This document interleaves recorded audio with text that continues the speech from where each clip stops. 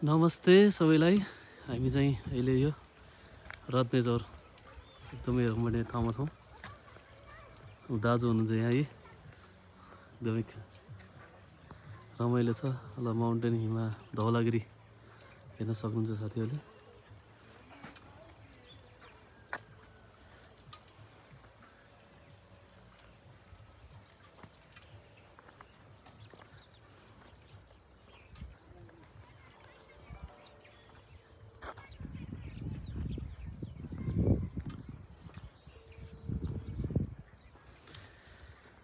ल viral road viral तोरीबारी यही है। अहिले चाहिँ भाइरल धानबारी भएको रहेछ। यति राम्रो धान फल्ने खेती हुने ठाउँ रहेछ।